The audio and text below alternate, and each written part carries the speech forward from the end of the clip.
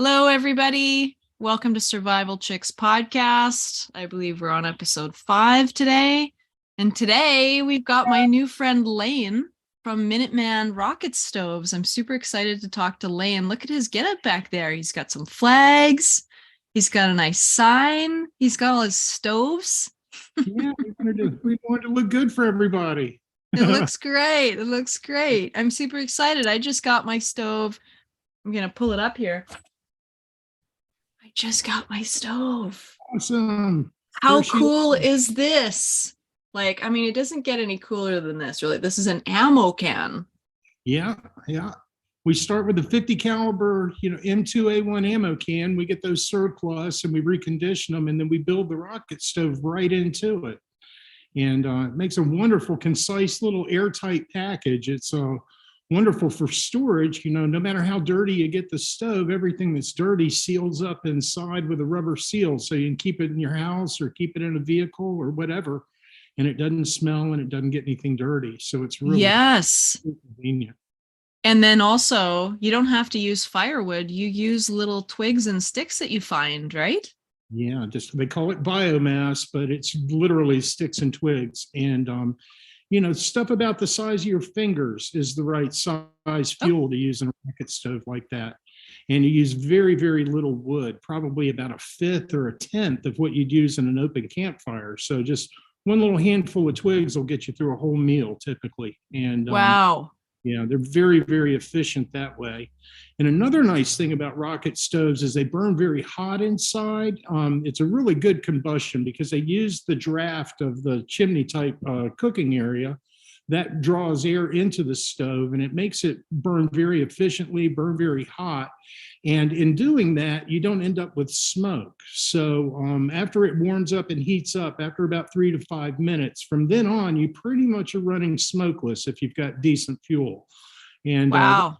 Got its own benefits in a survival situation. You really absolutely don't put up cooking smoke and have people seeing that and wondering what's going on over there. So, yeah, you don't want to put up like a big flare. By the way, we're over here. We've got all the food.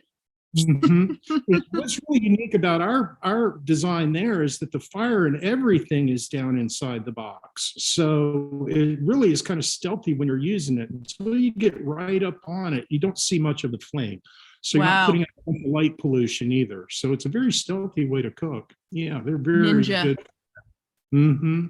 Now that unit has got some neat things too. Inside of there, the burn area, and I'll show you on my stove here. This is the inside of the stove, looking down into it. So basically, this is the burn box area where you feed your fuel into, but you'll notice all the way around, there's an area that's insulated. We actually have 1.5 inches of ceramic refractory insulation inside. And that really focuses the heat from the fire and makes it go up the chimney, so it's not just blowing everywhere. And it also makes it really nice in that you can set this right on a picnic table and use it. And it only gets about 180 to 200 degrees on the bottom. So on a wood picnic table that doesn't have plastic, a plastic tablecloth or even a painted, but if you've got a raw wood picnic table, you can set it right up on there and run it and it won't damage anything. So it's really, really That's nice. awesome. And this is the chimney area here. This is the little chimney, and it fits down inside like this. And then you just seal everything up when you're done. And then you lift it out and just set it up in this area like that. So easy. It's very, very easy. Yeah. And now design. This was the first product I came up with, and it's been our flagship for a long time. That's been about 9 years ago, 10 years ago now. And do you call that one the K? No, that's the original Minuteman rocket stove. That's what we call that one. Now our K stove is over here. This is our K stove, and for obvious reasons, it's kind of shaped like a K. But it's a traditional rocket stove format. You feed the wood in this way, and the air gets brought in both of these tubes, and then you cook up here on the top. Interesting. That's a more traditional stove, but it's a 4-inch stove. It's made out of 4-inch square tubing. So you can put quite a bit of fuel in it and it'll give you a lot of cooking power. Now it gives you power on par with like a small commercial burner. It's about 40,000 is about what you're running on this stove. And that's more than you got on your typical kitchen stove, unless you've got like a big gas Vulcan in your house or something like that. But very good for canning, very good for just regular cooking, anything you want to do. So it's an Wow. excellent stove. Yeah, it's our medium price range stove, and it's really our volume seller at this point. People really like it. The original stove is very handy and it's awesome. It gives you power on par about with a typical kitchen stove. So anything you can do at home on your kitchen stove, you can do on this. I've Wow. run a 3-gallon Dutch oven and cooked 5 pounds of potatoes at one time. You can see that video has been online now for like 9 years. But it'll do anything you can do at home. The K stove's a little more capable. You can can on it real easily and things like that. It's excellent for that. But we even have another option for you, and that's our Titan stove here. And it's a more stove in that it's about the same size as the K stove. It's actually dimensionally inside identical to the K stove. But what we've done is we've wrapped it with 1.5 inches of the ceramic insulation and put a 14-gauge metal shell on the outside of it. And in doing that, we were able to get a much larger burner up top. So that burner is 10 inches on a side and it's 14 inches wide. So you can put anything on there. I've got a big 40 quart pot, a 10-gallon pot that I run on it, and it boils it like nobody's business. And this would be really handy if you've got larger groups, if you want to pressure can and you're really doing production canning on it. The recovery time is next to zero. Very good for doing like bath water for large groups. So, if everybody wants to take a bath, you can run this and continue to just do bath water all day long. So very, very capable stove. But even though it produces probably on the neighborhood of 70,000 BTUs, the thing about it is all of them can be controlled just by how you're feeding it. So I would have no problem cooking on a little, 9-inch pan, little cast iron pan, and cooking my bacon and eggs on this too. I just heat it up and let it kind of tone down and then just feed it appropriately, for the size, the amount of heat I wanted to generate. So it takes, a little bit of practice, which you'll get in the first couple of times using it, and then you're able to really regulate the heat. So don't feel like just because it's huge that it's too much. That can be, controlled just by how you're feeding it. Wow. Very, very popular unit. We sell quite a few of these now. And, I love it. I have the prototype at home and I use it on my back porch all the time. And it's just an amazing stove. I love it. The insulation gives it about a 50% power increase over the case. Whoa. Yeah, and that we can tell that by the amount of time it takes to boil a known amount of water. So with this one, if you put a 5-gallon metal bucket on top of it, uncovered, just a raw metal bucket, we boil that in about 40 minutes. And it takes about an hour to do that on a case stove. So, kind of gives you an idea that you're about 50% more power coming out of the Titan. So excellent product. They're very well made. Dave, our welder, is top notch. He's a very technical, good welder. He's aerospace certified. I mean, he knows his stuff. And Dave, real good job. We never get returns on our products. We have in 9 years to ever have somebody have a warranty call on one of our products, and we give a warranty, but we never hear back. The only problems we have is excellent. dinner a ding from shipping, but that's about it. And then I'll show you our last product we have up here in the middle. This is our 5-star fire pit. And, a really cool little grill. You can use it as a grill, but if you'll notice, it's about 8 inches deep. So you can put cut wood in there, split wood, and put it in there and use it as well. And, I like it because my beef with most grills is that they're so shallow that your food's so close to the coals that it's hard not to burn things. And with this, it's very easy to keep from burning stuff by how you build your fire and how much fuel you're using. But it's really fun to use. Then you just take the grate off, fill it up with wood, and you got a really great little fire pit. So, Wow. it's awesome. Really It's good really, patio item. Yeah, and then yes. you can still put pots and pans and just cook on right on top of that. It's perfect for that. It's a really So cool that's our looking little unit.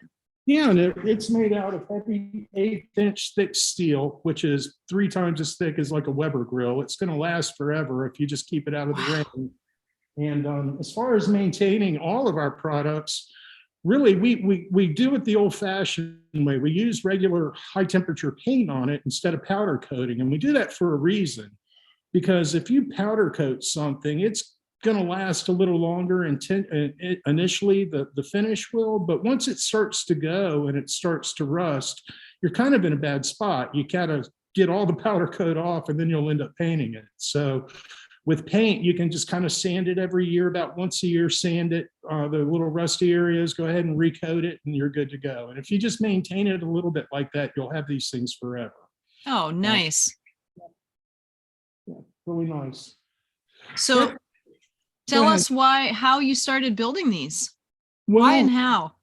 it's kind of, you would have never, if you'd have known me before Minuteman, you would have never thought I'd have ended up in a business like this. I was a t-shirt salesman. I was in the printed sportswear industry.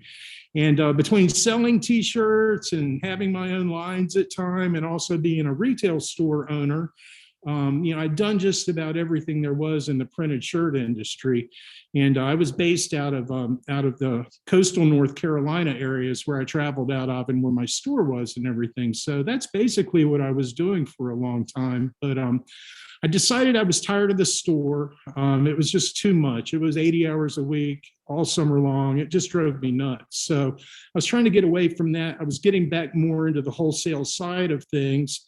And when I closed the store, I had some money that came in out of the inventory and getting rid of it and that kind of thing. And I was looking for a place to put my money. Now, this was 2008. So as you know, the financial crisis is going on.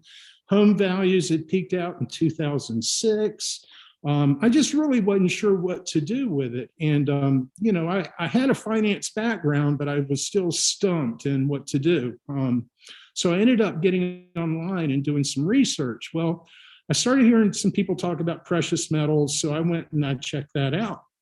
So in checking out the precious metals thing back in the day, every website I went to, all of a sudden I was running into the conspiracy stuff, about the elites of the world are going to crash the economies eventually. And, they're spending like drunken sailors and blah, blah, blah. You need to protect yourself with gold and silver. All the things that we're hearing today were being talked about in that industry then.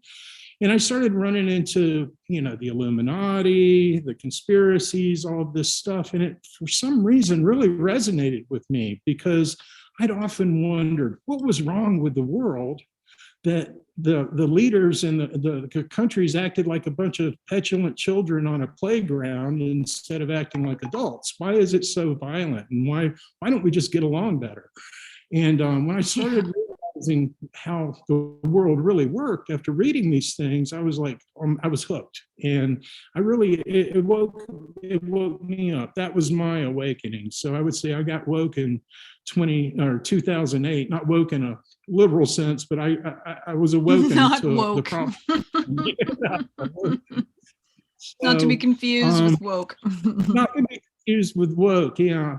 And for me, it also kind of reignited a religious side to me that had been dormant for a number of decades. I was always a Christian, but I wasn't the main focus in my life. And once I started realizing the spiritual aspects of what was going on, then of course, that drew me back closer to God and to my religion. And, it also got me researching the things about end times and, all of that stuff is interrelated with these topics. So that's kind of how I got started. So on about 2011, I'd had it with On the Road selling shirts again. It was just not fulfilling to me. All I wanted to do was study this stuff, find out more about what was going on and kind of I was starting to understand that living at the beach, I lived in Hatteras Island, North Carolina, which you couldn't be any farther out there. It sits about 13 miles offshore. And even though it's connected by highway, it is way out in the ocean and very susceptible to weather and, tsunamis, whatever. I was just like, I don't want to be out here in an emergency stuck on this island. It would be very difficult to live out here. So I decided I needed to get inland. I was dating a girl inland at the time. So I came to the Greensboro, North Carolina area, escaping a hurricane and to stay with her. And I ended up, my truck broke down when I was out here. So I was stuck for over a month. And I couldn't have gotten back on the island for 2 weeks anyhow, because they sealed it off. But in that month, I just started looking around on things that were available, and I found this 37-acre farm that I could lease, and it was affordable. And I was like, well, I'll just grab this farm. And at the time, I didn't even think I would quit repping shirts, but ended up moving out to the farm. And then, within a few months of living there, I'm like, I don't want to go on the road anymore. This is just, I'm unhappy. I'm not satisfied. I want to sit on this farm and prep and, and read my stuff. And, so I decided to just drop everything. I quit all my lines, walked away from a very good career. But it was in my heart to do that. So after I'd been on the farm for about a year, I was doing my preps and all that kind of thing, doing gardens, putting in raised beds, that kind of stuff. And I decided I needed some kind of wood burning cooking solution. So I went online and started doing the research, and I found the rocket stove concept.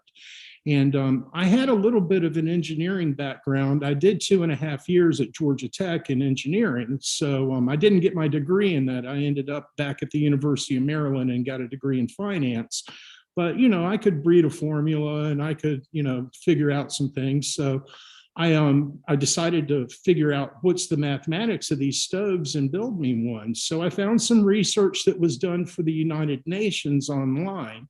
And they had quantified the whole science of rocket stoves. And I got their research and started looking at it and decided I wanted to build my own rocket stove. I wasn't a welder at the time, had never picked up a welding gun, but I was kind of handy. I'd always been a carpenter type guy and built furniture and, built out my stores and all those fixtures and things like that. So I decided I'd, get a welder to make my prototype for me. And I was looking for some kind of shell that I could build the rocket stove around or in or something, because I was reading about how important insulation was to make them more efficient. And I just happened to have an ammo can sitting there in my kitchen when I was doing this research. And I was like, I wonder if I could build it in the ammo can. Well, I grabbed some graph paper and sat down and had the research and the formulas here from the UN. And I just started putting things. Within 30 minutes, I had basically this design done. And I took the design down to a welder and got him to make the tube for me, and found some insulation and packed it in there and had my first prototype, and it worked. Wow. We made refinements, but I got it to work, and we finished it up, and I showed it to a few people, and they just thought it was crazy cool. So after that, I was like, well, shoot, I haven't done anything for a year. I need to start a new business of some type or get into something. Why don't I just build these stoves? So great. Yep. Ended up, I got that welder to make 20 of them for me. And we went to a gun show in Hickory, North Carolina, and we sold 11 the first weekend. Nice. So this is it. I'm into it. So I went and bought a welder, found a space that I could lease very inexpensively, and sat down with my phone watching YouTube videos with a welder on the floor of this concrete floor of this space, and had some metal and built my welding table. And that's just basically taught myself how to weld, and that's how it began. Next thing I knew, I was building these. So yeah, that was in 2013 is when that happened. Well, that's fun. Mm-hmm. So you've been doing this for 10 years now? We've been, I'd say, officially 9 years now that we've been doing this full time. Mm-hmm. So wow, that's cool. Like, you really followed something that you're interested in. I really appreciate that. Well, to me, it checked a lot of boxes for me. I like to build stuff. That's kind of handy for me. I felt like I was doing something that helped the survival community. Yeah. And, it's provided a living for me. It's not quite what selling shirts used to be, but it's enough, and that's really all that matters. I quit trying to chase the almighty dollar and that stuff. There wasn't a lot of I didn't get a lot of satisfaction out of financial success. I just wanted to, be happy and feel like I was doing something that was a worthwhile thing. Yeah.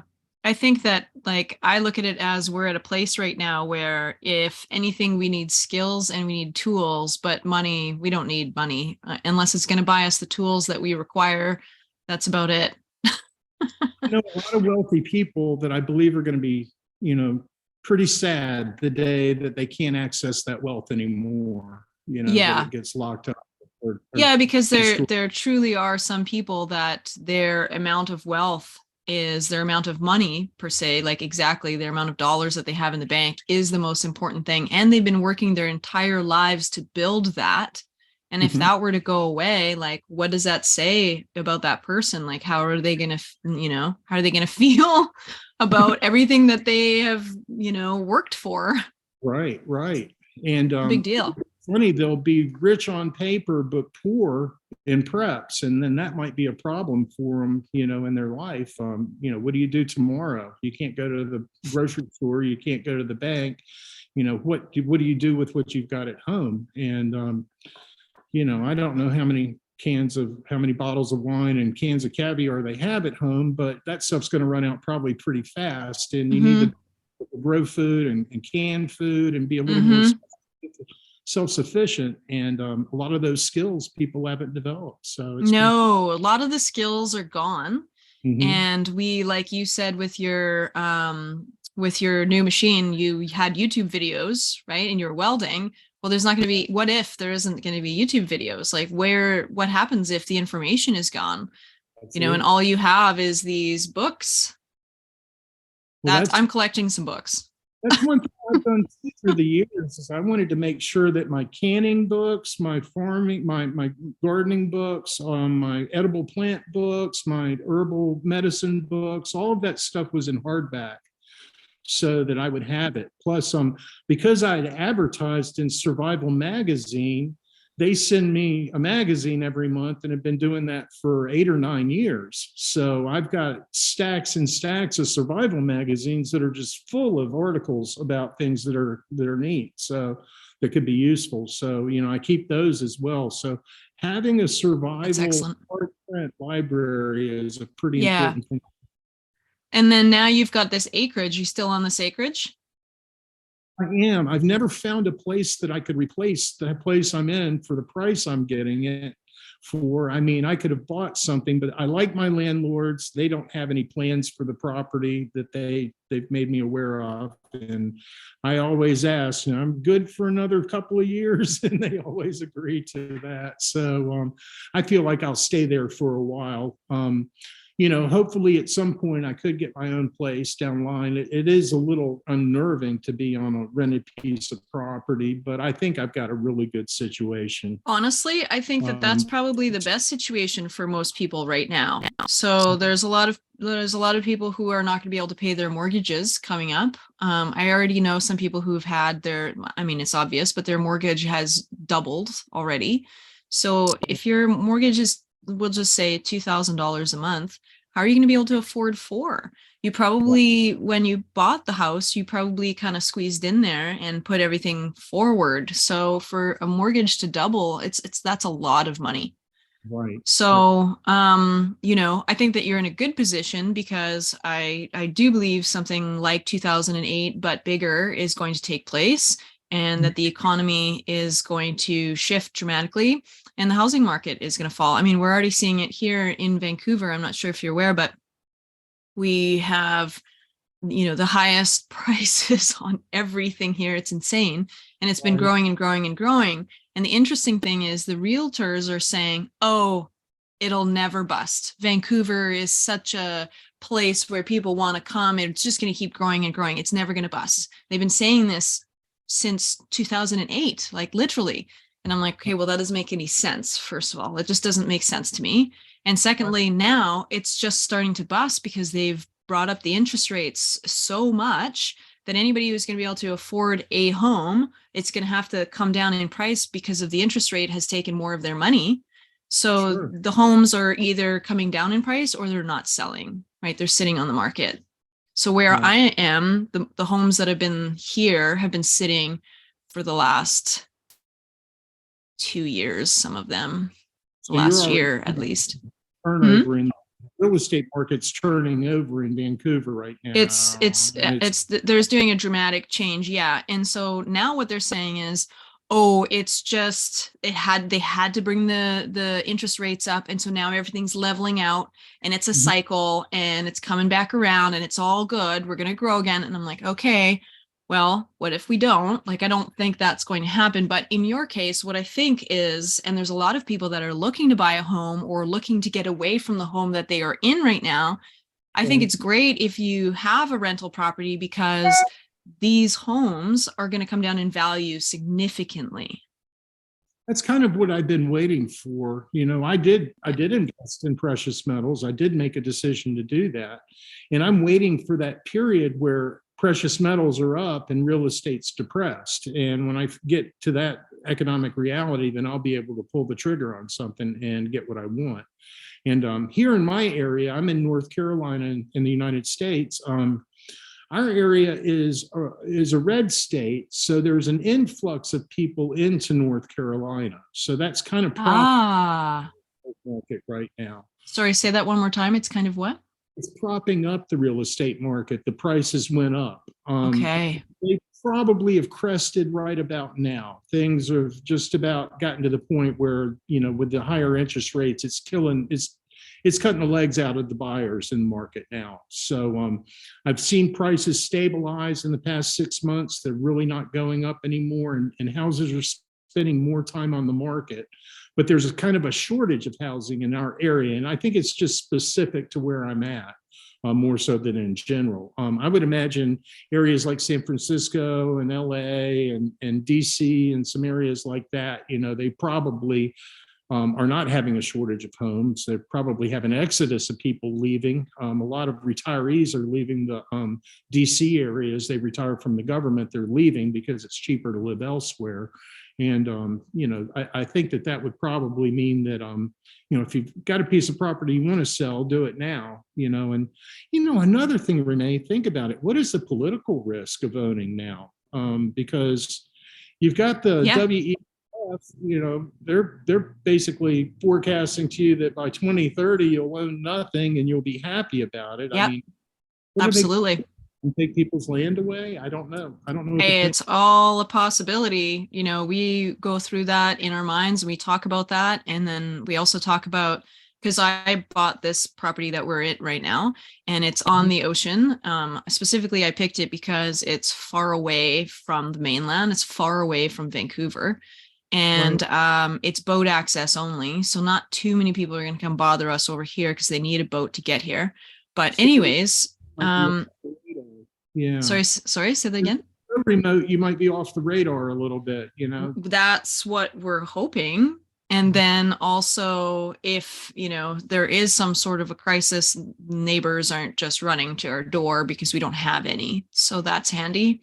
But we still talk about, like, what if at the end of the day, they do try and come and take our land? There is a new thing that they're passing through Parliament in the UN, and it's called UNDRIP, and it has to do with the natives, and they're basically saying that they're going to give the original land back to the natives, which may or may not be fine the way you look at that, but that's not what they're actually going to be doing. They're just using the language, and it's very unclear. It's very vague. And so who's actually going to be getting that land anyways? And if you reside on one of those lands, does that mean that you just walk away from your home, or what does it mean? Right? So there's no clear anything, but we know that it has been put through, and so it is being enacted right now. And so we're waiting to see what that means. Yeah. So there's a lot of things. Yeah. So even though I own, and I'm creating a little homestead, and I'm pretty happy about that because I've got little ducks here, we've got some chickens now, we've got a greenhouse, and we're getting an indoor garden and all these things, and it feels really good. It feels prepared. At the same time, I'm like, well, like we're just going to do our best, and we're just going to trust that we're in the right place, and that's that. But we don't know what it means. We don't know what our, what the land, what's going to happen. We don't know. But where do you know? Where do you know? There's no So people, guarantees anymore. I mean, rights are not respected by the powers that be. And one of the tactics you're familiar with Agenda 21, which turned into Agenda 2030. Well, they'll just shut down services starting at the most rural areas and try to herd everybody into the towns. Right. That makes perfect sense. Mm-hmm. So we're trying to get as ready as possible so that we don't have anything that we're relying on them for. Right. So right now we're one of the lucky ones on this side of the water where we have hydro. So it's helped us get going, but we're trying to get off hydro. We're trying to make it so that we have all of our own energy systems, and then we don't have to rely on anybody else. Okay. Are you going to, on your piece of property, be able to generate enough electricity for yourselves? Yeah, we don't have very much sun other than 4 months of the year, but so we can't rely on solar unless we do so for just half the year. So we're tossing it around, but we have like high tide volumes, like very, like some of the fastest moving water in the world here. And so we're just trying to figure out if we can harness that. And then we also have a creek which only runs during the months that we don't have sun, pretty much. Like during the winter months, it runs like a waterfall. So we're thinking about harvesting that. So, and then somebody else brought wind to our attention. We're not really sure if it's going to work, but we get lots of winds here too. So there's lots of things to play with. And then there's people in the like surrounding areas that have gone off grid and they've got their system settled. So we're just waiting to go and visit them and find out exactly what they've done and how much power they can use. You might be able to make a little micro steam turbine, because I'm sure wood's available to you too, that you can charge a battery bank with and just run it a few hours a day or something like that. Well, that's interesting. Wow. Well, we're in an okay solar zone. I think I can probably do what I need to do off of solar, but I'm really not trying to power up like the 21st century. I'm just, as long as I have basic refrigeration and can batteries charged for small hand appliances. I've been buying electric tools like electric chainsaws, electric things that's batteries that can be charged. Trying to get a little bit of those, but everything isn't going to be as good as the gas powered stuff, but it should be enough to get by. And I'm just trying to kind of get micro in my needs and not really have to have the mega kilowatts per month kind of power system. Well, we are also doing that. Yeah, my solar is about 1200 watts of solar. Okay. Two 200 amp hour lithium batteries that I can charge. And I took a big ammo can that's what we use for our EMP boxes that we've just come out with. And I built a solar charge controller into one of those. And I did it because I could make it EMP proof, the whole design. So the box itself is unlike the ones that you buy out in the market, those solar power stations. The power stations, those are going to get fried, but this one I've made it EMP resistant. So, I should be able to keep that. And I have another box for the other 200 amp battery and some more accessory things in there. And I just keep those sealed up and ready to go. And we're building a Faraday box. We've got a bunch of tin that we've found here in the building that we're going to be making into a big Faraday box to slide all of the solar panels into. So I'll be able to keep them in storage in Faraday boxes as well. So it's not a system right now. It's just something that I'm keeping in storage in case that day comes. Okay.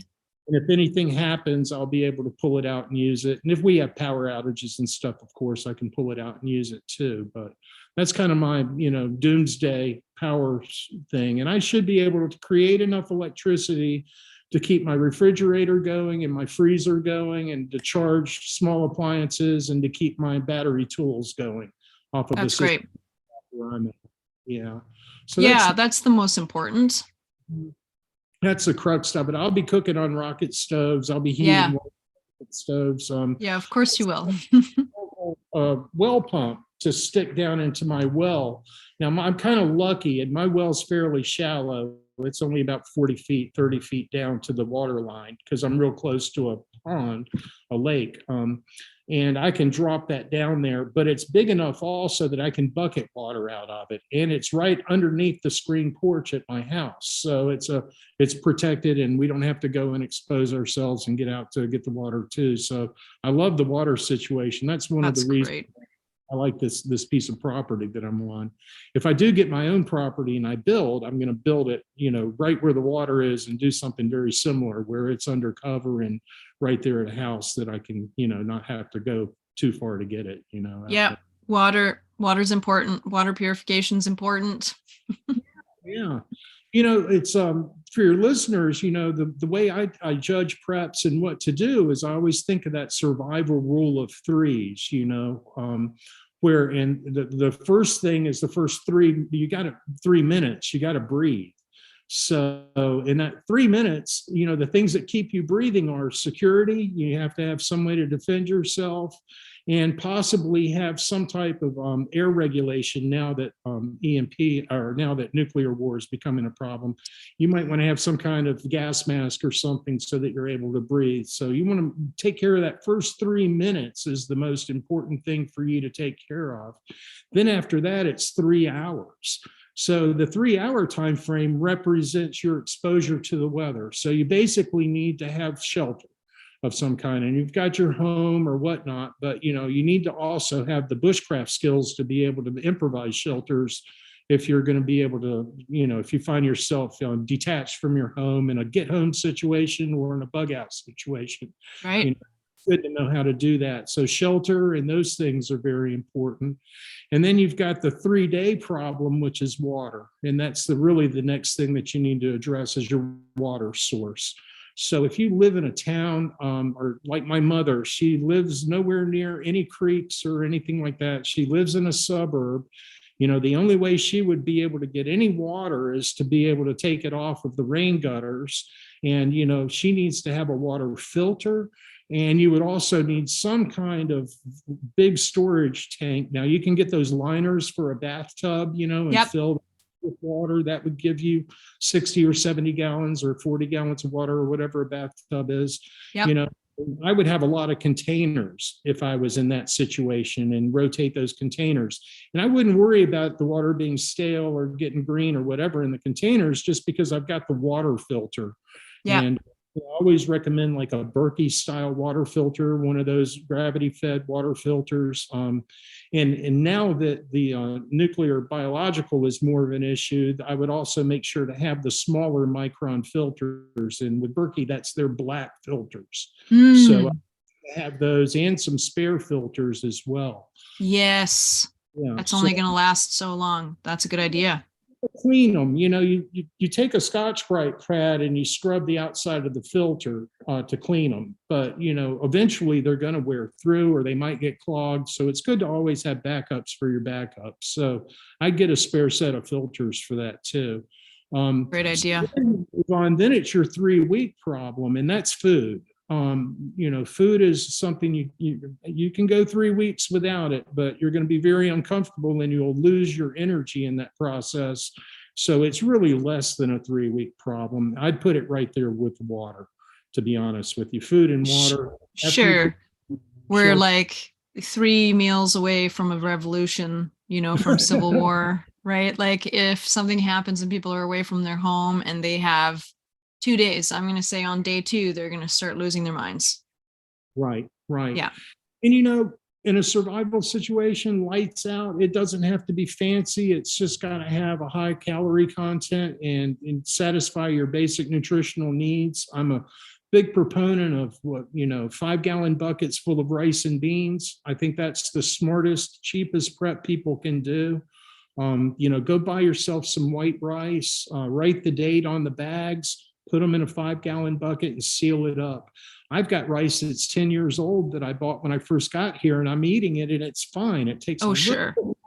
to cook, and that's all. You use a little more water and you boil it a little longer, but other than that, it tastes about the same. No Yeah. problem.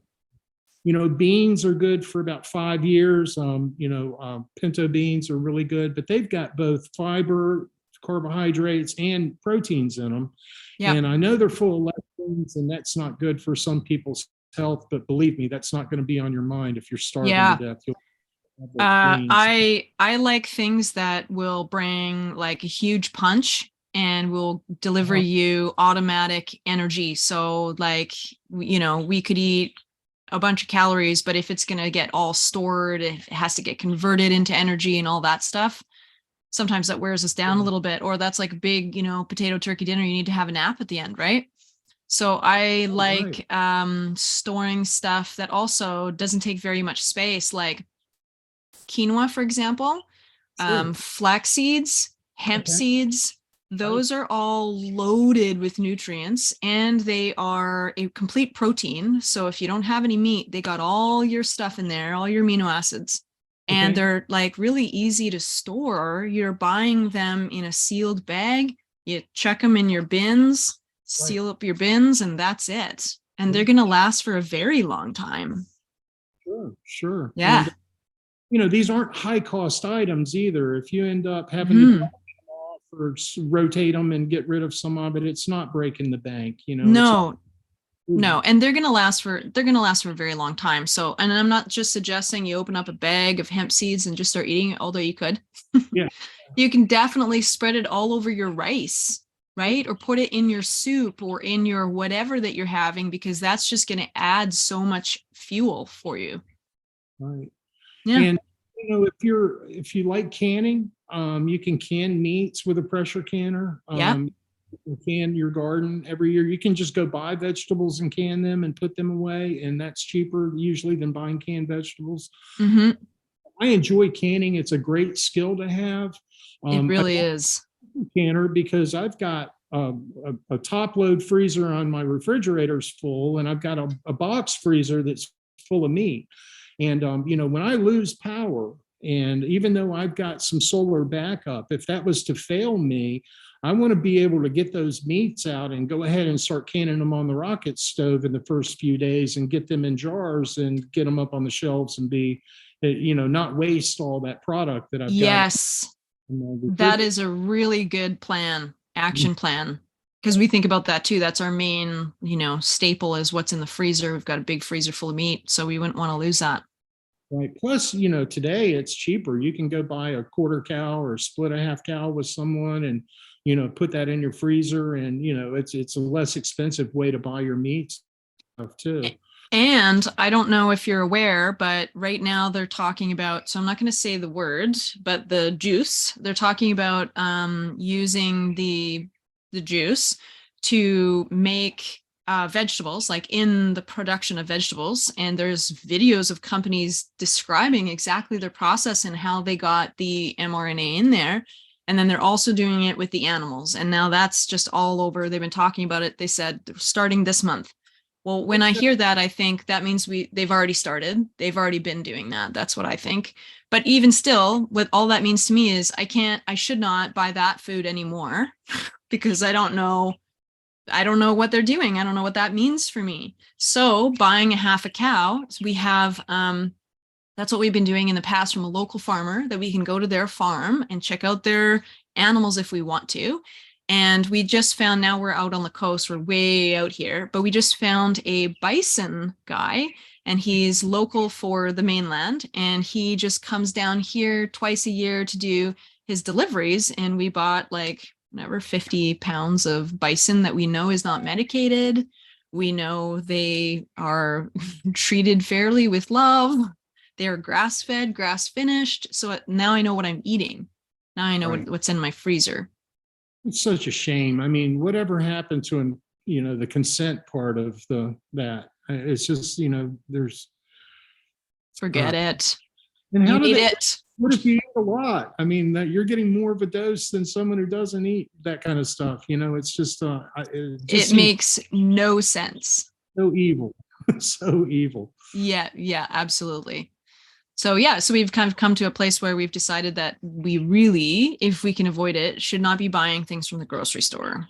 Right, right. That's Which where is we're at. impossible for most people. And that's the sad part of it all is, Of course.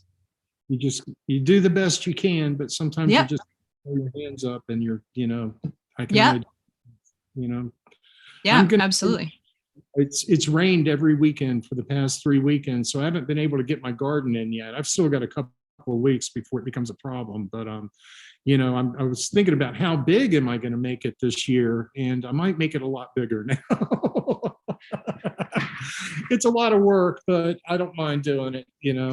And then do you, with the yields that you get from your garden, do you have enough for the winter? Like, do you can enough? I do, but it's just me, so I don't have to do much. But I grow probably about 20 different varieties of things, so I have a nice variety.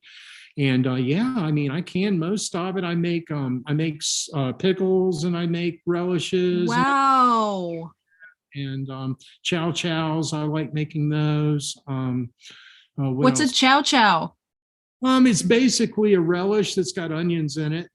That kind of chow chow. It's a southern style recipe, but I make Okay. zucchini and squash and all that Oh, stuff.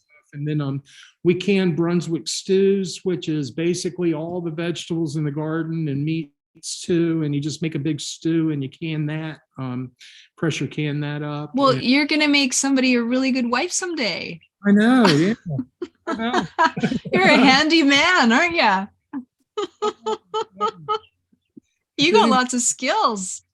If anybody wants to apply, you've got my email address. I'm going to put his email down right here. Everybody wants to have a conversation with Lane. I'm going to confirm that. What can you bring to the table, though? What can you bring to the table? Lane can obviously bring a lot. Yeah, that's funny. Oh, but, I think about these things and I watch what's going on in the world. And, the one thing I'll tell you is everything that was a conspiracy in 2005 or 2008, when I started looking at this stuff, is actually happening today.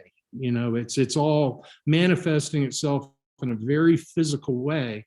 And unfortunately, the rest of the story is very bleak. As far as personal decision making and being able to have your own life and freedoms and those types of things, we're basically being herded into almost a cattle type of situation where whatever humans survive this culling that the elites are planning for us, it's not going to be a very free type of lifestyle. And I really just want to protect myself from it by getting as far away from it, distancing myself from it as much as possible, getting off the grid, both, even though I'm a little bit of a public figure at times because of my job, I plan to disappear at some point and you guys won't hear from me again. And I just want to hide from this because I don't want to live under the screws of a bunch of what I consider to be evil oligarchs. I just don't want to live under that kind of domination. I'm spoiled by the freedoms we've had in the West, and I don't want to give that up.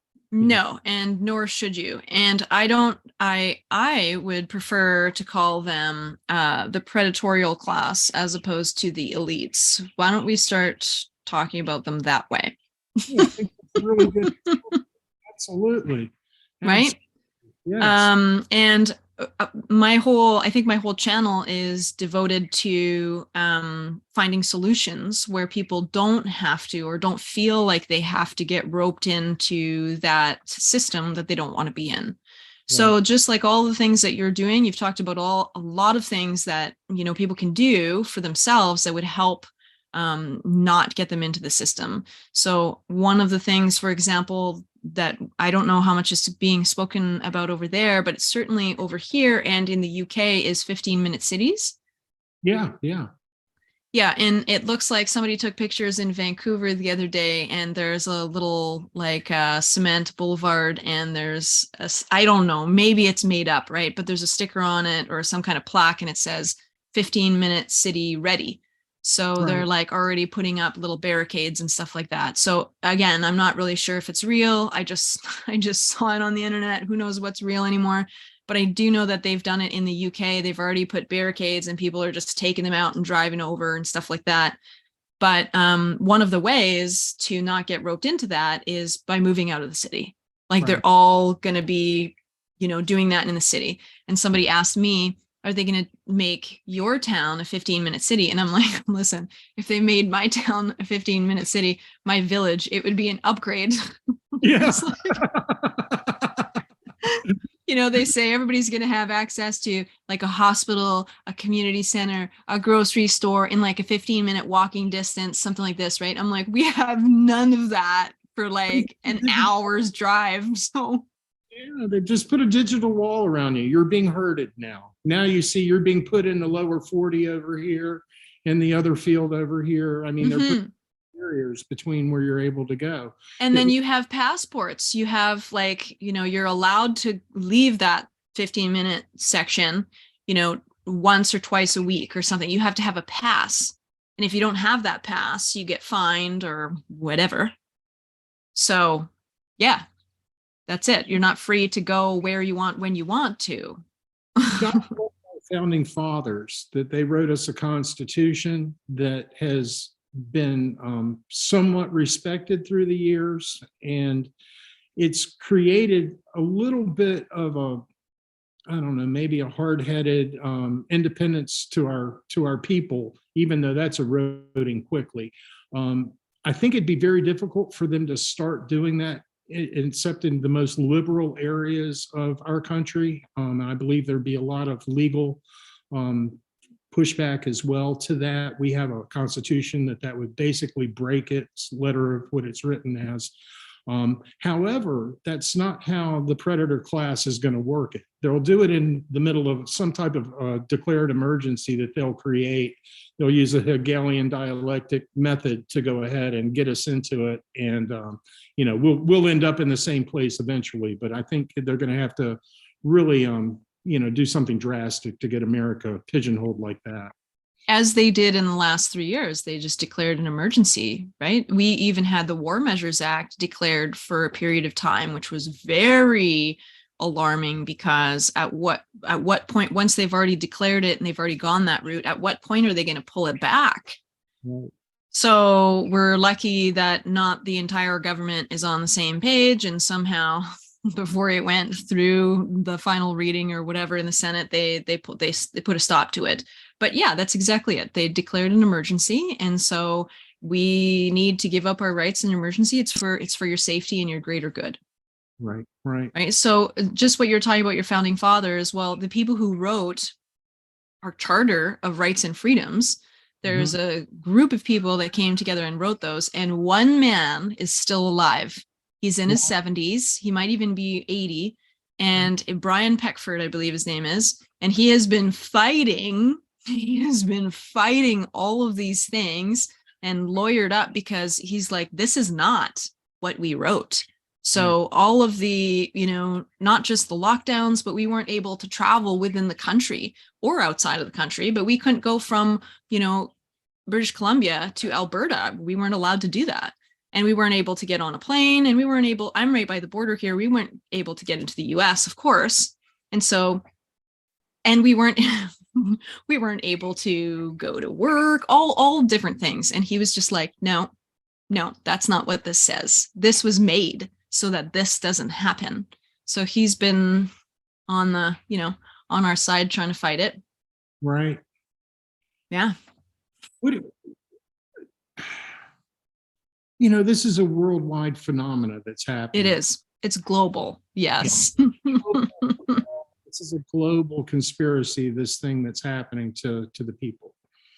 And I don't know how that ever gets rectified, because if we stomp it out in one country, it's still in all the others. This thing, I don't know how we're going to ever get our freedoms back. I don't see a real path towards that until the people of all the countries start acting a little bit more like France is acting now and getting a little bit out of hand. Now, that's not my personal plan. I'm not an aggressive person. I'm not going to be in the streets damaging stuff and doing that. But, it's going to take an uprising to turn this thing around. So I've been thinking about this a lot. And so for us, we had the biggest movement our country and probably the world has ever seen. We had the trucker rally Right. and the trucker convoy, and there were so many people that showed up to support them. It was outrageous. So in the past, before the last 3 years, anything that would have been remotely close to that, they would have gone, oh, okay, like, yeah, we'll appease you, what do you need, right? And now they didn't, even with that many numbers. And it wasn't even just at our capital in Ottawa, it was also in different provinces and different borders across the country. People were doing the same there. And they didn't do anything. They weren't like, well, let's come to the table and let's, see, obviously the people are upset. No, they hid and then they declared the War Measures Act.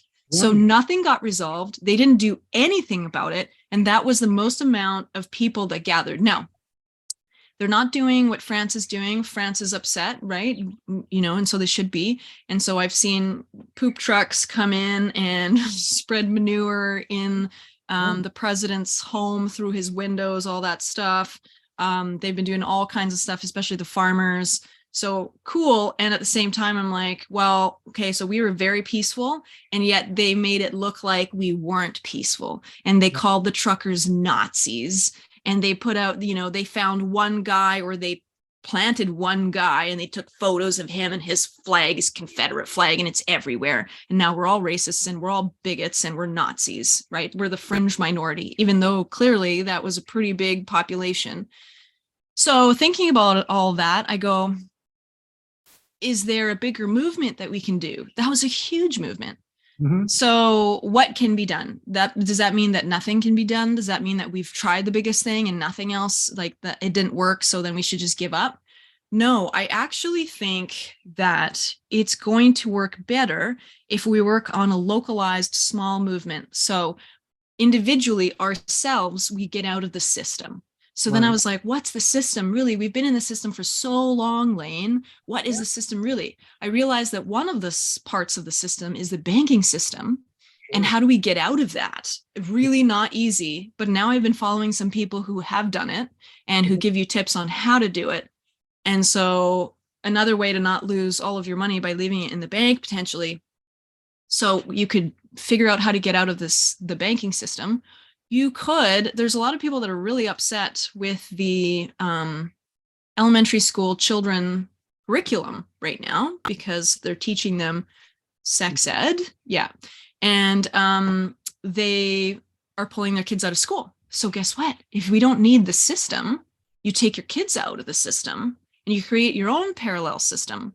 How can they hinder your school? They can't impose any more curriculums if you're not there, right?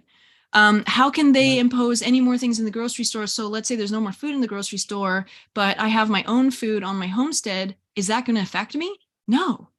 So I feel like the more things like that you and I are doing, the less and less we're going to be affected. And we're going to come together with a bunch of other people who are doing the same thing, like homeschooling our kids, let's say, or using a different method of money or bartering or trading currency of some sort. And we're going to build a community, a parallel system for all of those systems that way. Right. Just have a walk away movement. We're just Yeah, going to and walk. then it doesn't involve fighting. I don't want to fight. I don't want to.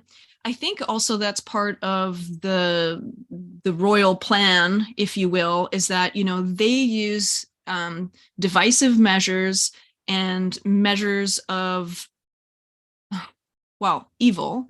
And so war is one of the things, separation, all those things. And I don't think that we need to do that because that's what they want us to do. They want us to be separated. They want us to be angry with each other. They want us to like kill. That's what they want. I'm firm that, even though I'm figuring out what we should do exactly, I'm firm that what they're doing isn't what we should be doing. Right. Right. Well, they're trying everything in the world to pit every group out there against each other so that we weaken ourselves so that they can, execute their plans and we won't have, if you turn men against women, you turn, the races against each other, you turn the rich against the poor, you just turn everybody that's a diverse group against its opposite group, then, with all of that chaos going on, then they can execute their plans, and we won't have a united front to walk away with. It'll just be people. Yeah, and I think that's ridiculous. Divide and conquer. We need to realize that we're all being played and stirred up for other people's motivations, and come back together and unite. Quit arguing about things that aren't really important. They are important on one level, but they're not the most important thing. The most important thing right now is for us to have a future for ourselves and for our children that is a future we'd want to live in. Because the way things are going, I don't want to live in a dystopian future where, we're living in the Hunger Games. That's not what I want. No, I'm certainly not going to be moving into a 15-minute city or a smart city or have nothing and be happy or whatever it is that they intend for us to have happen. And having said that, also, if we focus too much on that stuff, we're going to, draw that stuff to us. I don't want to focus on what it is that they're doing because they haven't won yet. We understand what their goal is, and that's great, but they haven't got there yet. And who says they're actually going to be able to execute it? Right? Like, who says they're not infighting right now and this is all going to fall apart? Like, we have no idea what's going on that side. And so let's not give them the win and go, oh, well, this is what they're going to do. This is what's going to happen. It may never happen. But also, let's focus on coming together and what it is that we do want and how it is that, and, at the end of the day, I do think, even if all of that stuff does happen, even if, I think that once we're past it, those of us who survive, once we're past it, I think that life is going to be dramatically better on this planet than it ever has been since our people have been here. Oh yeah. Yeah. I mean, I'm religious, so I have a Christian take on all of these subjects. We haven't gotten into that a lot. I believe this is the movement into the end times. I believe this is, Satan trying to establish his beast kingdom, all of that. I believe those things, and I know who wins that battle at the end of the day. So it's us, right? Well, it's Jesus' win, and we're with it's the him. light. The light wins, the darkness loses. But it's an ugly scenario all the way until the end, and we've got to get through whatever portion of that we're destined to get through. Yes. We need to prepare ourselves for that. Now, I hope for an early escape. That would be the best, a pre-tribulational type of rapture. I would love that. That's my plan. But I also have my plan B, which is, what if it's mid-trib? What if it's post-trib? So, hey, and why not just leave some stuff for the people that don't get to go if you do, so that's kind of the way I look at it is, I'm going to continue to live life as if I've got to put up with these issues for a long, long time and be prepared for this slow downhill, situation we find ourselves in, because I don't know the timing of God's timing. Only he knows that. Yeah. So I've just got to prepare for what's in front of me and what I can see is coming. And I like your idea of us creating the parallel systems. And that's kind of, I believe, the way it'll work is, of course, they'll outlaw all of that, but sometimes you just got to do what you got to do, and act in ways that are to your best interest. And I believe everybody needs to, make those relationships in your neighborhood with people that have skills and capabilities and infrastructure that you don't, and make yourself into someone that's valuable in these situations by learning a skill and having some skills. People that are in the medical field, you're invaluable to this situation. Men and women that have skills that are laborers, that, they fix things and they build things and they do this, they're invaluable. These people are invaluable. All of us have our part to play, and it's to just think about how in a grid down situation or in a situation where we had limited resources, we see a breakdown in the economic systems that provide us our goods and services now. How and would you work together with the people in your immediate area to try to come up with kind of everything will go tribal again. It'll be like little tribes of people that are getting along and getting along. I'm very fortunate. One of the other things that holds me to the place that I'm living is that every one of my immediate neighbors around me is a like-minded individual. Yay! Yay! We've got, kind of plans. One guy's a ham radio guy, so I'm not worried about that. He's got the radios. He says he's got one for me. I've got my specialties and the things that I have. Nobody's got to worry about cooking stoves and stuff like that. I've got you covered. There's other people in the area too, and there's goat guy up the hill. They're doing chickens on 2 of the houses near me right now. So a lot of these things, there's a cow field behind us. I don't know that guy yet. He kind of lives like a mile and a half away, but anyhow, he's got cows because I hear him out there mooing all the time. So we know there's a beef guy there. So these will be your safety nets. We'll all come together when the time is right, and the time might be right now to start the preliminary discussions. But between everybody, it's get together with your neighbors, figure out who's going to help and who can do what. I can't stay up 24/7 to watch my home, but we could do shifts in the neighborhood and have a neighborhood watch, and that way we could have some security. Things like that are what people need to think about developing these relationships now. I mean, it'll happen even in a tough time, but it'd be better if everybody had kind of felt each other out and had these discussions before you get into the Yeah, it'll happen in a hurry. But when I lived at the beach, I spent when I lived there from 1989 until 2012. So that's quite a long time. And in that time, I was there through 25 hurricanes, is how many. Whoa. Yeah, and I lived in 2 different beaches. I lived in Wrightsville Beach, North Carolina, and then I lived in Hatteras Island. But I've been through 25 hurricanes. And when you live in a beach community and hurricanes are something that happen on a regular basis, you've been through this in a little micro way a lot of times. Okay. Lasts for a week, 2 weeks, sometimes a month that you're in crisis mode. So I've been in the mode before. I know the feeling and I know what happens. And it's always been my experience that people became their best selves. Now, I don't know. Is that right? I don't know how that'll be in a real urban situation or in the suburbs, because I was in a different kind of environment. But people tended to their best selves and become very helpful to each other. Wow. It was, people should have more faith in humanity and quit. I think we're being told to be afraid of each other all the time by watching the television.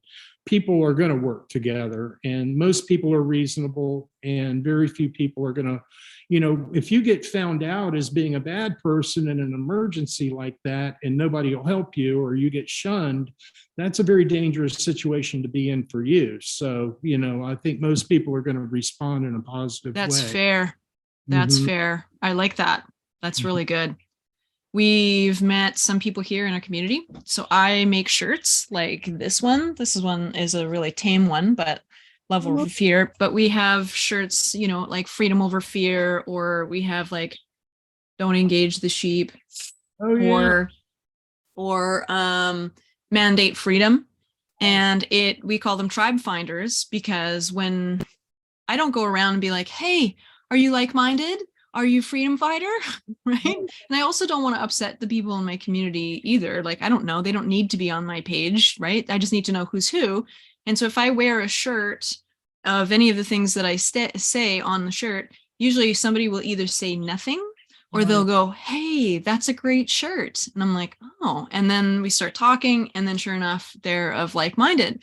So Mark was wearing one. He was wearing Mandate Freedom. And we just decided to veer off the path and go down this little trek around this local lake with the dog.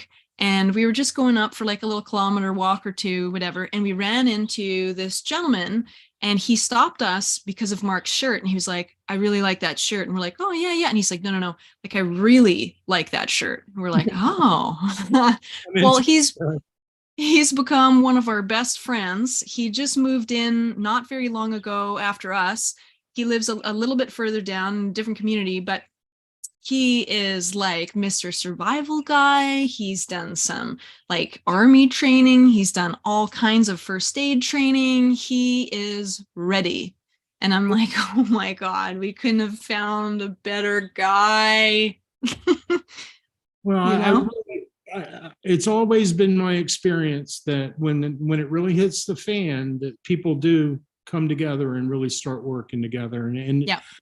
don't let, I think too many people have been tainted to be afraid of each other, like you said. Let's fight this fear. That's fair.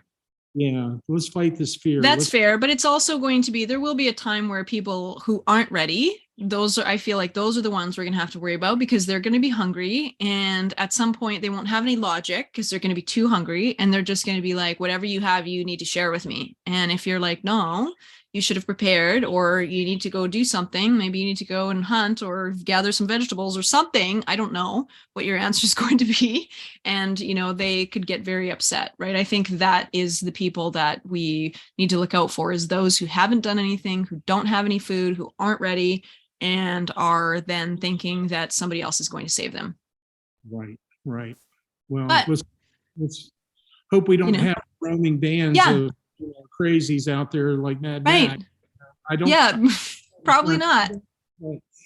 In time, it could. If it was something that there was no end in sight, and people became desperate, then that does become an issue. Mm-hmm. Yeah, for sure. And that's where community comes in very handy. Right. You know the people, your neighbors. You guys set up a little watch, etc. You guys have a plan. You look out for each other. I think community is one of the most important things that we can have, because that's what they're trying to do, is get rid of the community aspect, divide us so that we don't trust each other. And I think community is the most important thing. They've been dividing us since the beginning of time. Like, since when are we supposed to be, both at work and having somebody else raise our children and not having the family around and everybody living separate homes? Like, no, that wasn't the original community. The original community is that everybody raises the children. The original community is that the women all can together. They all learn how to do the things together.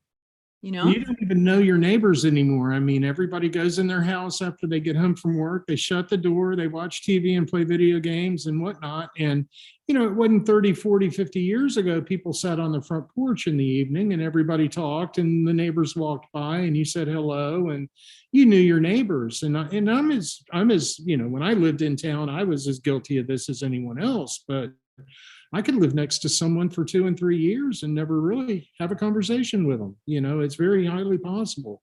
That will change in the first 48 hours of an emergency. You will know everybody in your neighborhood. That is what happens first. Is everybody's out introducing themselves and asking, what do you need and how can we help? And, wow. It's always been my experience. That's what happened. Now, in long term, though, as resources dwindle and there's really no relief in sight, people could change, and that's something I've never been exposed to. Yeah, was drawn out that long, and there was, when it's a hurricane, you always know there's an outside world that's going to be coming into your rescue eventually. But if that outside relief isn't on its way, then it's going to be a little bit different. So what happens in a hurricane? Like, do you just lose power? Do you get like your basement filled with water? Well, we've never been through one here. That area, because you're so close to the water, those usually aren't. I don't think anybody in Hatteras had a basement, so that's not. If it's really, really bad, like it's going to be category 5 and it's coming in, most people try to either leave the island and evacuate, or they go to a building that's a strong building or something like that. Churches, a lot of times, there are homes that have a higher footprint and they've stood the test of time as far as hurricanes go. But it'd be very dangerous to stay in a category 5 or category 4 hurricane. That's very dangerous. I stayed in Isabel. When I lived in Hatteras, I had my store, which was in a new building. It was a metal building. It had steel frame building with very strong walls. It was built to a commercial standard, so it was a very strong building. And our floor level was 13 feet for above sea level at the floor of the store. And it was a rather large store. It was about 4,000 square feet. So we probably had 20 people with us in the store during the hurricane, 20 or 25 that stayed in there. And we were able to, of course, we had plenty of provisions because it was basically half gift shop and fishing store, and the other half was a deli convenience store. So we had plenty of provisions and a whole big ice cooler full of ice that lasted for a few days, and things like that. So, a lot of people wanted to be with us. We had what it took to get by. But the water came up within 2 feet of getting in that store. So it was only 2 feet below. So we had an 11-foot storm surge there that time. And what it's like, it starts to rain and wind starts to blow, and then it gets worse and worse and worse and worse until it's just you're feeling the building shake and your ears are popping from the changes in pressure. And what? It starts to get really like, it's like the whole building shaking like an earthquake, during the height of it. And the eye wall is the worst. When the eye wall moves through, then for about 30 minutes, it depends on how fast the storm's moving, because some are faster and some are slower. But when that eye wall is at its max and you're taking 125, 135 mile an hour winds on the building, everything's shaking, stuff's falling off the shelves. It's pretty sketchy for a moment. Your adrenaline goes up, that's for sure. And then all of a sudden, if you're in the eye, it goes slack. Everything just like falls off within 10 minutes. It all just kind of dies off. And it's a kind of a respite, a lull that happens. And then all of a sudden it starts to back up. And it's the reverse now. Everything's coming from the opposite direction. And if the water was pushing one way, now it's pushing the other. And we took that time to run outside, assess any damage, tie off any boats that we could, save, and, take, a few minutes to try to batten down anything that got loose and clear debris that we needed to clear. And then you'd run back inside and get the backside. Now, historically, the backside wasn't as bad typically, but it could be. That just depends on the storm and how it hit. On Hatteras Island, it depended. There were so many factors that played into it on how bad it was, depended on which side of the hurricane you got. Usually the northwest or northeast quadrant is the worst because that's just the worst side of the storm typically where we were. If it came in and we got the northeast side of the eye wall, that was the worst place to be. And then it just, you'd have the backside and it just slowly go away. And, sometimes they would last 4 and 5 hours. Sometimes they were 24 hours. It just depends and how slow moving it was at the time. If it could just kind of sit on you for a while and then move and reverse course. So yeah, it was interesting. I've been through a lot of them. Wow. Aftermath as you come out, and like Isabel, whole homes were lifted up and taken out into the ocean and taken out into the Sound. And there was streets where there was new inlets cut through the island where there was just a creek running through the island, and it was all kinds of damage. So that was pretty major. And when the water was coming from the ocean side into the marina was on the Sound side, it was like a waterfall, a beautiful waterfall. The whole marina basin was like, you'd think someone had made a waterfall. And it was just a square waterfall coming from all sides, dumping into that basin. On the backside of it, it almost emptied out the marina, almost down to the bottom. So you couldn't hardly see any water in there when it was on the backside. Yeah. Wow. It was neat. Wow. Yeah, like we just don't get exposed to stuff like that here. A lot of fun. Now it'll be a whole different story where I'm at now. It would take quite a hurricane to influence this area because I'm a couple hundred miles inland now, but 150 miles inland, I believe I am now. But things I worry about here is, the threat matrix has kind of changed in the past few years. Before, I was more concerned about, possible civil war, economic collapse, those types of things. But now with the geopolitical situation, I'm really focused on nuclear. Is that right? Yeah, that's the thing I'm most worried about. I feel like I've not focused on it at all because I don't know enough about it, but I go, well, if it happens, what are we going to do anyway? It's almost like beyond my reach where I go, oh, well. Correct me if I'm wrong, but is your prevailing wind from the west, northwest?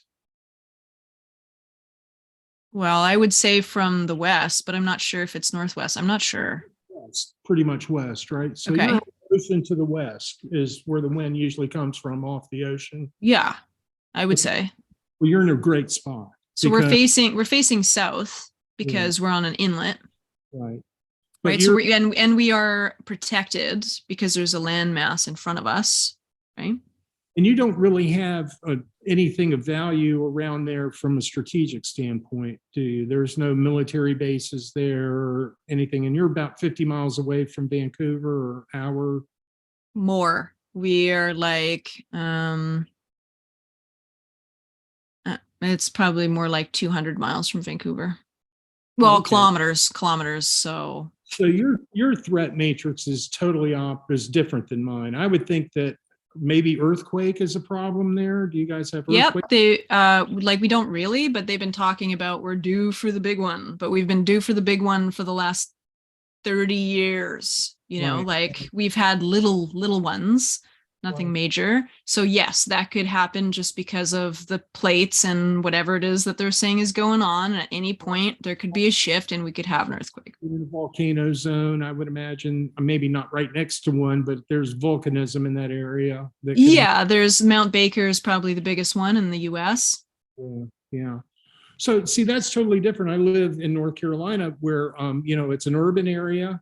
There's a big fuel transfer pipeline that's about 25 miles from me, the Colonial Pipeline that moves oil and gas from down in Louisiana, Texas region up to the East Coast and feeds the East Coast with its liquid petroleum products. So that there's a big pumping station and thing down there 25 miles from me. And it's very close to a huge airport, which is the hub for either FedEx or UPS or something, but it's large enough that military bomber aircraft could use that airfield. So because of those two things, in my immediate geographic area, about 25 miles from me is a primary target. And we have a lot of military also in our state. The major training facility, Camp Lejeune is here. Fort Bragg is here, Seymour Johnson Air Force Base, all that stuff's here in North Carolina. So, interesting.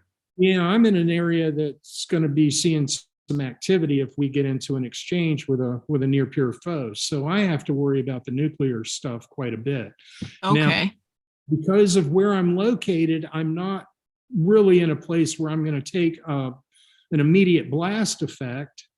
So I'll be dealing with the aftermath, the fallout, radiation, that kind of stuff. So because of that, I have to think about those types of issues. And that's my primary focus now. And I wasn't really prepared for that stuff. But, my solar system being EMP proof, that's helpful. We've started making EMP boxes here at Minuteman. Yes. That all came out of my need, just like all these other products have, because I needed them. And I'm like, well, let's figure out how to make these things. And, it's something that didn't take me very long to do the research. And there's been plans out there for converting ammo cans into EMP boxes for a while. So I was aware of them. I just hadn't taken the time to do it because it wasn't the top of my list for a number of years, but now it is. So the first one that you made is your ammo can, right? Into an EMP box. And what can you fit in there? Well, the small ammo can this size, you could fit your flashlights in there. If you've got electronic weapon sights for your guns, I would put some of those in there. What else? A small solar panel could go in there. A hard drive could go in there. Cell phones could go in there. Walkie-talkies could go in there.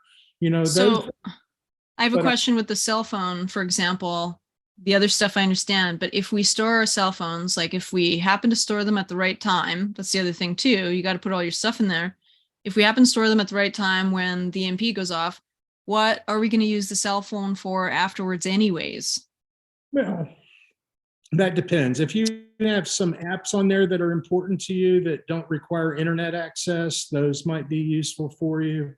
Your pictures will be on there, that you'll have those types of things. You could store documents on there. Like I've got a survival guide Documents. that's stored on my phone that was an app, but it's it's in my RAM. Okay. It's like a survival book, a survival. Right. I can pull up on my phone, but it's in my hard drive. It's not on the internet. Okay. So that's in my phone. So I feel like what we use, we bought some Faraday bags and we use them to just put our phones in. So that actually, I wonder if that's what's been making all this noise. So we put our phones in there so that at any given time, we're not I can't even figure this out, but we're not sending to the tower every 4 minutes. Like they connect us every 4 minutes or something like that. So I'm like, well, why don't we put them in here? Right. So when we don't want to. Mm-hmm. Yeah, so I'm not imagining that I'm going to need my phone after some kind of an emergency, but in the meantime, like today, like at night, I am lucky I don't have any neighbors, so I don't have any other internet coming in. And so I shut down the internet, but then the phones are still here. So then we put them in a EMP bag. And then if we go somewhere and we don't want anybody to know where we are, we put them in the EMP bag or the Faraday bag. So that's where I could see that would be very handy, especially your bigger one, I feel like, because then I could put the laptops in there. Right. And it's the size of a large ammo can. I wish I'd brought one here. I don't see one of those big cans around here. Yeah, maybe I'll get Dave. Well, one thing I'll show you, this is one of our flashlights that we sell. This is from PowerTech. I saw that. Yeah, I have an association with this line. I used to, for a short period of time during the Trump administration, it got so slow for us because people would quit prepping because having a administration, that I went to work for this company. I'd met them at one of the gun shows, and I went to work for this company as their sales manager. And I did that for 18 months. And I didn't reopen Minuteman until COVID hit. But, I was selling these flashlights and they're wonderful. Now, this is a LED flashlight. This is its little moonlight mode, but as you can see, you can step it up. Goes all the way up to 2,400 lumens.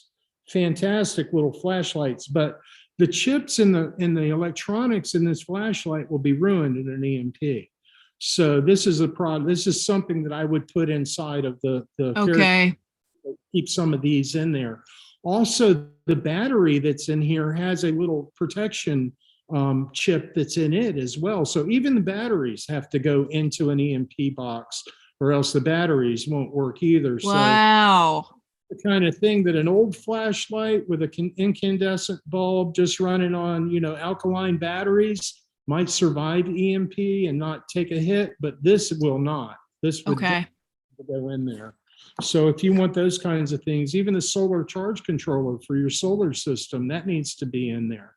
So anything that's a solar system or any kind of solar panels or anything like that, those won't survive an EMP. So great to have, but you need to protect them. That's why I was saying I've got some tin that we have here that we bought the building that we're in. We had rented a space in the building for years, but I bought it this past October, the whole building. And we went from 2,000 square feet to 15,000 square feet. Whoa. And the treasures in here that got abandoned. I don't even know what all this stuff is yet that we're digging through. The man that owned it was a wonderful friend of mine, and we became friends through the years, but he ended up dying this past year, and he had when he was sick, he'd wanted his wife to make sure that I got the building and everything. So, but there's all kinds of treasures in here that I haven't really gone through all of them, but he had some tin that I found some pieces of tin and galvanized steel. So now I was like, oh, I know exactly what I can do with that. I can build a wood frame and put the tin on it, seal it all up, and be able to make a big, huge Faraday box now to keep my solar panels in. So Yeah, you could make like a Faraday room. yeah, that would be nice too. That'd be pretty cool. Just when I get that big box, I'll be able to, just store those in there. And, that's what I'm worried about is the nuclear stuff right now. It's just, I see it's pushing this war. NATO's pushing this war with Russia. It's the silliest, stupidest thing I've ever seen. I don't understand why you would take such a risk to create this kind of problem. Well, that's because there's things that and that's because there's things that we know very little about because they're not reporting on it. So there's obviously a very good reason for them to be very upset. The United States, anyways. The United States is actually fighting the war. Little did you guys know not very long ago, hey? Yeah, we're pushing this thing. NATO is pushing this war. It didn't have to happen, in my opinion. But your guys are out there. Your soldiers are out there fighting it. Got special forces in there, I'm sure, doing their thing. Yeah. And now we found out that there's like biotech labs in there. Oh, yeah. Nuclear labs. There's been all kinds of stuff going on that we're not privy to, Yeah, of course. I don't want to. And we shouldn't talk about it because we're gonna go to jail with Assange, with Julian Assange. I mean, I watch all the conspiracy stuff. I could go on about that off air with you for hours. We could talk about. We could get into it, but yeah, it's not looking good. The way I see this is they're not going to quit until we're at war with Russia and China. And I only see that going one way, because whatever group starts to lose is going to push the button. And apparently they've done the calculus at the higher levels. This is good for somebody, but it's not good for you and me. So, we need to all think about that. You're in the perfect spot, though. I mean, you've got a whole ocean between you and a target. And that's really a good. Yeah, I just feel like nuclear is going to get everywhere. Just like Japan in the waters, our waters got all that junk over here. Yeah. Well, so what are you doing? As far as what? As far as like nuclear, do you have some gas masks? Yeah, I just got a brand new one. I needed to get one. I don't remember the brand offhand, but it was recommended by a site that I watch sometime, Black Scout Survival. It's somebody that he's associated with. And the nice thing about it is it's got the big face mask on it. So you can actually get down on a rifle with it and not have to, you can still pick up your sights and everything and use it with a rifle. And it doesn't restrict your vision as much as another one does. And it came well recommended. He'd been using it and is associated with that company. And they gave a really good deal. I would go to Black Scout Survival if you're interested in picking up a gas mask and see which one that was. I didn't think to figure out the brand name and let you guys know, but they gave a 25% discount for using his promo code. So that worked out well. Whoa. Can we get this promo code? It's Black Scout is the promo. Black Scout is the promo code? Go to Black Scout Survival. It's probably his description section now underneath of his videos. Okay. And he's probably got that on, but Black Scout Survival, that guy's pretty good. I like what he. Okay, yeah, I don't know him. I'll check him out. He's a level-headed guy, that's one thing I've gotten recently that I needed. Now I'm not going to go get the Tyvek suit and get the whole radiation suit and all that. I mean, that's a little bit overkill for me. I'm not planning to get out in a bunch of fallout if it happens. I'm gonna, I don't think hide in the house.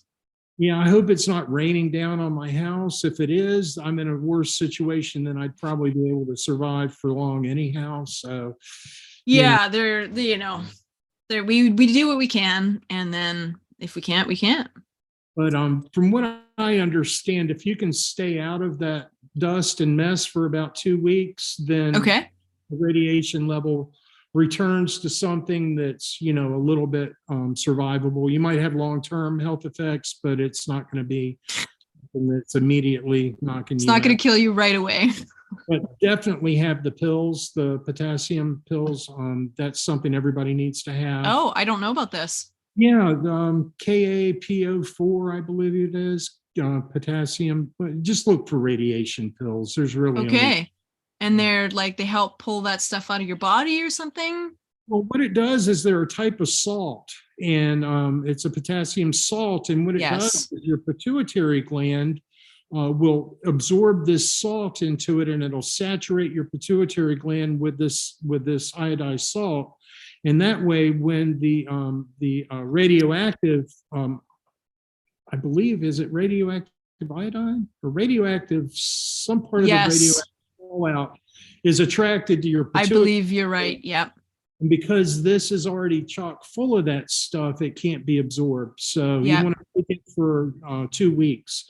And then after that, it should, that radioactive element should have exhausted itself, been pretty much I gone. think if you just take iodine, it will do the same thing, but I'd have to go and double check on that. I'm not really sure. Your radiation, Okay, well that's a good tip. and they're cheap. So it's a real cheap insurance to have. And Okay. that can help you out. But I mean, it's not going to help you out from radioactive burning and stuff like that. If you're really in Sure. the hot stuff, that's going to be damaging to your cells on all levels. Yeah. There's only so much you can do, folks. I Yeah. mean, you can't build yourself a bunker underground, and Live unless there you're forever. maybe you could do all that, but at some point you just do the best you can. Try to think of the food and the water and those things, and having yourself a personal defense plan for your home. Those things are important. Having your neighbors on board, and that is a super important thing.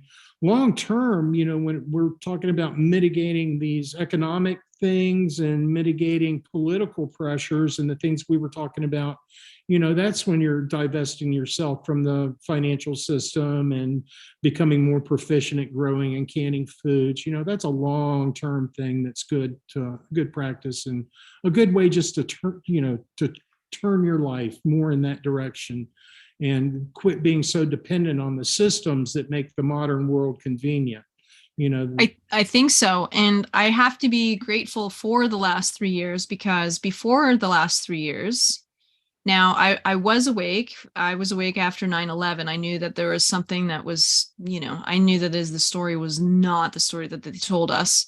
Sure. But outside of that, I didn't, on an everyday level, think about these things at all until, until 2019, 2020. And I just started to being a lot more aware and watching a bunch of documentaries and stuff that blew my mind a little bit. And so, I just want to say part of it is I am really grateful that this is taking place. I think there is a purpose for dark versus light, or Jesus versus Satan, because it brings out, and what you said about your neighbors, it brought out the best in them. So I think that there's a reason. If, for instance, the last 3 years hadn't taken place, I would not have sold my condo in the city. I would not have bought a property on the ocean. I would not be raising ducklings and chickens and just being way more true to what I've always wanted to do anyways. And I would not be talking to you right now. I would not have created Survival Chicks. I would not be like helping people find solutions to the common problems that we're facing today. I wouldn't be doing any of this stuff. And I would probably be back to going, okay, like what drives me today? Like, what do I do today? Like, I don't miss the fast-paced life in the business world and all of that. Get out of here. I mean, Minuteman's mostly driven by internet sales, and I don't have to, deal with the general public or deal with, even vendors and stuff, but on an infrequent, every once in a while I have to call and order this, order that. But I mean, it's not like it used to be where I was in the public all the time and having to deal with business, or even when I was working at PowerTac as their sales manager. that I had to kind of return to the corporate world a little bit. And that was like, oh, I just didn't like it. I'm so much happier with my, I hang out with my welder guys, and I hang out with my church folks, and I live in a small town in semi-rural North Carolina. All my neighbors are, kind of country folks, and I love it. And I'm perfectly at home in this environment. And I tell you, when it happens, when it goes even darker than it is today, and I mean like lights out and we're back in the 1800s, I'll probably like that better than I like this. I I mean, know. it's going to be hard, and I know it's not going to be fun, but I'm okay with it. I'm okay with it. So that's what we say here, because we have like just a terrain to deal with. Like everything is uphill. We've got lots of hills. We've got lots of like steps and things to get up to the house. And we've got to Right. take everything on a boat to get here. We got to unload the boat. We got to ramp it up the dock, like up the gangplank. There's a lot of work. We got to haul our water in because we hadn't had the proper filters for the water. Anyways, it's a lot of work, right? Like this life is not easy. Somebody living on this side of the ocean like this, we don't have all the same services as everybody else. We have to haul out our garbage, our recycling, everything. And so we say like it's more difficult. It's a harder life for sure, but it's the best life. It is. It really is. I mean, the things that are your worries are so like little things, like, this row of plants isn't doing bad, is doing bad. I wonder what kind of bugs these are. It's like, what's on my tomatoes that's making them turn yellow. Things like that are your big problems of the day. That's not too bad. I'd much rather that kind of stuff. And Yeah, it's a good life. just see how it all goes. I hope everybody out there takes us seriously and really starts making some real moves towards getting prepared. Get your food together, get the things that you can think of, your short list of preps. If you've not started, please do, because take it from someone who's been watching this slow motion train wreck happen for 15 years. Everything I used to think that was far-fetched are the things that are headlines in the news today. And there was an end to that story that hasn't happened yet, and it's not a pretty picture, and most of us are going to be real shocked as this falls apart. So please take it serious and make the moves today while you can still go to Walmart and still go to the store and still get this and still order it from Amazon. That day is going to rapidly close up when those things aren't available anymore. If America goes to war with China, Walmart will be empty in 6 weeks, and there's no supply chain left. And there's going to be even no way to fix things like vehicles and broken this and broken that. All of our systems will grind to a halt in just a matter of months, just from that one event, just if we were to have that one problem. And that's going to affect us here across the border equally, because the majority of our things we get is from you guys. Yeah. And it's going to be we saw like just the chips not coming out of Taiwan, and all of a sudden there's no new cars and new trucks during COVID for, that period of time. They were sitting there waiting on these little chips. Just one little thing out of the supply chain can shut down a whole system. Oh, yeah. Imagine when that system's the food delivery trucks can't run. Yes. Then, it's not a good system. No. It's not a good system. On top of the fact that they've been dismantling the food system for some time, for the last 3 years, we've been watching it specifically in the States. We've been able to see, exactly what it is that they've been doing. So is working against us. Every move that would make sense to buttress our way of life in a bad time is being systematically removed. It's kind of crazy. Why would you shut down oil production in the United States and in Canada? Would you be shutting that down and putting us into an energy crisis and dependent on foreign oil, right before you're going to go to war with Russia? Does that make any sense at all? Why would you be depleting your strategic reserve in the United States right before you're getting potentially into a war? These are they seem like on the outside, the dumbest decisions that our leaders could right. But they're entirely intentional. Don't ever underestimate these people. They're brilliant. Yeah, they're entirely intentional for an agenda that you're not privy to. Right. They have the smartest minds on the planet work for them. Sure. This everything you see is not because of some dummy in DC or some dummy in is it Vancouver, Ottawa? Ottawa. Vancouver. Yeah, Vancouver. I'm sorry. I forget which Okay. capital. That's See the capital. Sorry, the capital is Ottawa. No, you're right. I thought you meant here where I live. Yes, in Ottawa. Um, these people aren't stupid. These things that appear like the worst decisions in the world are being done because they're not in your best interest. Yeah. And people have to realize that Yeah. these people aren't just, these things aren't happening randomly. And they're not looking out for your best interest. That's clear. No. So let's start looking out for our own best interest, shall we? Absolutely. And then once we look after ourselves, we can start helping our neighbors. We can start helping other people, but we have to look after ourselves first. It's like on the plane. You got to put your own mask on before you put somebody else's mask on. Otherwise, you're not going to last for very long. No one's going to come and help you. You got to help yourself. It's one of the first tenets of survival is you're not an asset to others until you're stable. So you need to be a stable person, have a stable situation before you can reach out and be of any help to anyone else. You're absolutely Get yourself stable. Yeah, sure. Well, Lane, what a great talk this was today. Yeah, I enjoyed it, Renee. I'm so excited to use my ammo can, my little rocket stove for the first time. Well, we would like all of your customers or all of your viewers to know that we'd love to have them as customers. And, there's that special promo code that we've got just for Survival Chicks. Its survival code is Survival Chicks. One word, just no hyphen or anything, just Survival Chicks. Yep. If you go to our website at minutemanstove.com, you can plug that in when you check out, and you'll save 10% on your entire order when you order from us, and it's going to help you too, and help to support the channel. And we hope everybody will come and get a rocket stove. It's a tried and true technology. It's where the prepper community gravitated to as the best long-term solution for cooking. It's got advantages over everything else. That is excellent.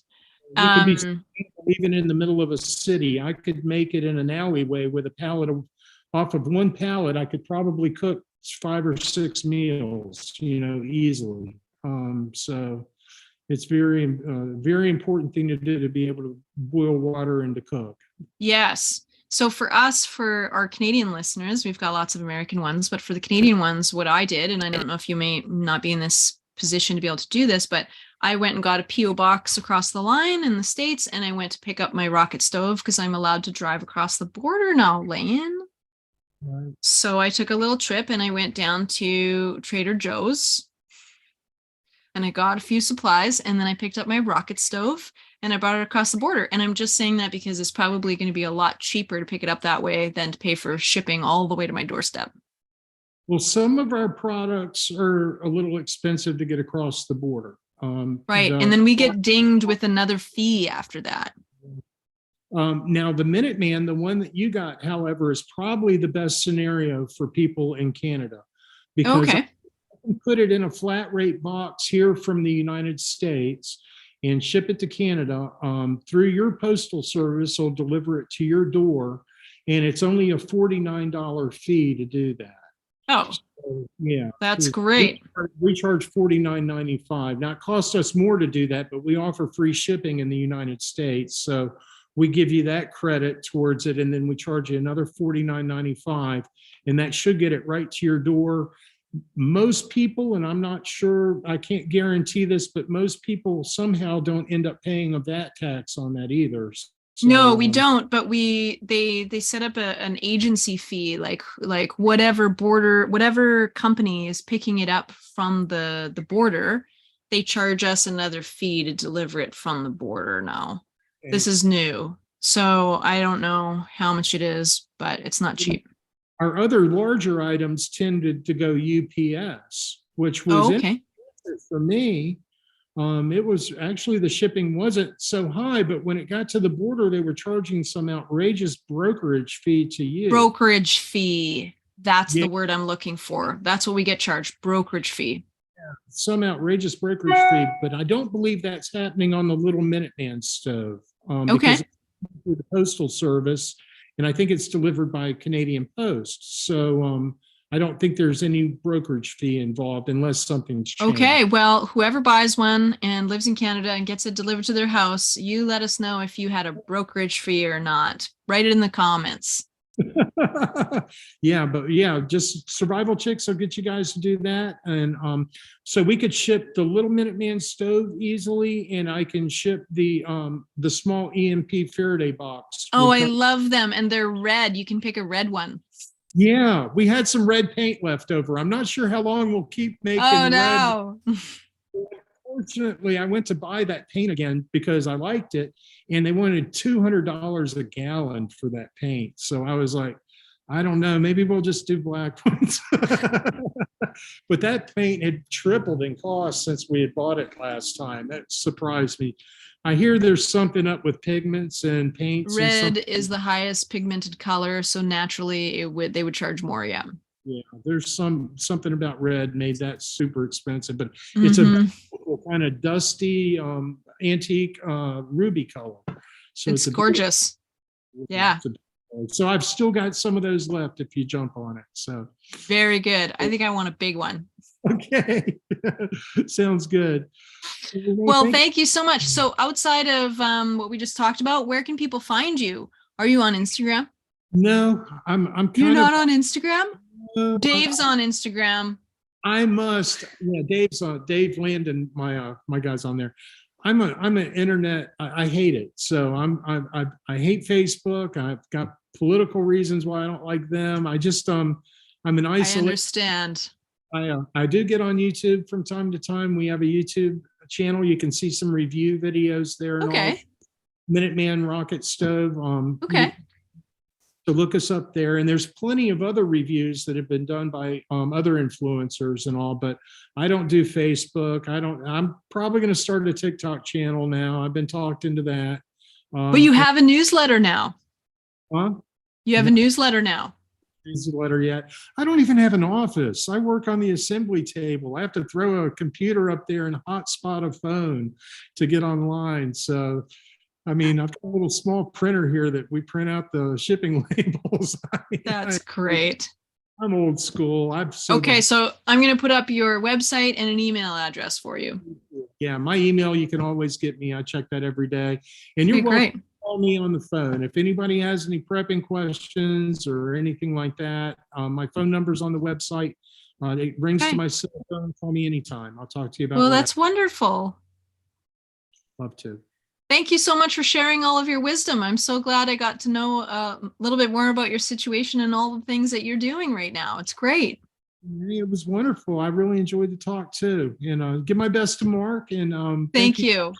I really appreciate it. Okay, Lane, we'll talk to you soon. Have a great day out there. Thank you. Bye-bye. Okay, bye.